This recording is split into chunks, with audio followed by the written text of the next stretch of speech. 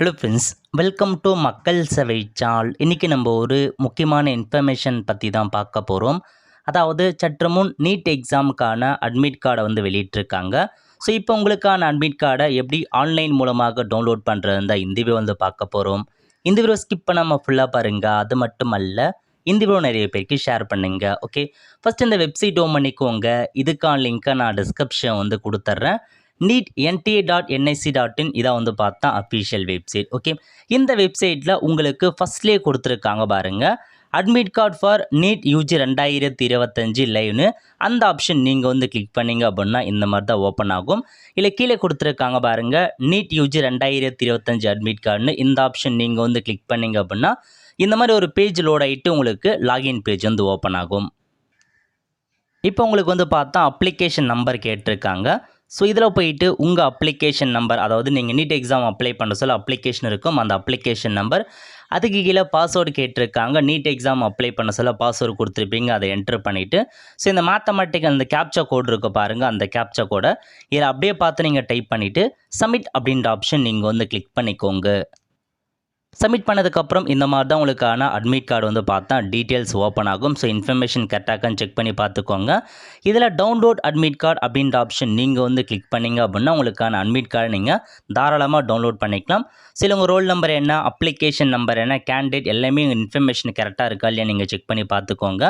அதுக்கு கீழே எக்ஸாம் டேட்டை பொறுத்த வரைக்கும் 4/5/2025 11 மணிக்கு என்ட்ரன்ஸில் இருக்கணும் அப்படின்ற மாதிரி சொல்லியிருக்காங்க.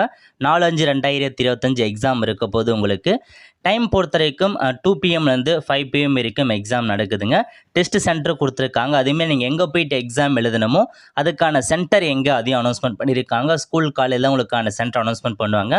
அட்ரஸும் கொடுத்துருக்காங்க. நீங்கள் செக் பண்ணி பார்த்துட்டு முன்கூட்டியே அந்த இடத்துக்கு போயிட்டு எக்ஸாமினேஷன்ஸ் எழுத பாருங்கள். ஓகே, இதில் பார்த்தா இந்த எக்ஸாம் இன்ஸ்ட்ரக்ஷன் பேஜில் கேண்டிடேட் ஃபோட்டோ அப்லோட் பண்ணணும் அப்படின்றத சொல்லியிருக்காங்க. இந்த இடத்துல கொடுத்துருக்காங்க பாருங்கள், கேண்டிடேட் ஃபோட்டோ, அதாவது நீங்கள் உங்களுடைய அப்ளிகேஷன் ஃபார்மில் எந்த ஃபோட்டோ இருக்கோ அந்த ஃபோட்டோவை இதில் ஒட்டிடுங்க அப்படின்னு சொல்லியிருக்காங்க. இந்த இடத்துல உங்கள் அப்ளிகேஷன் ஃபோட்டோ ஒட்டிடுங்க.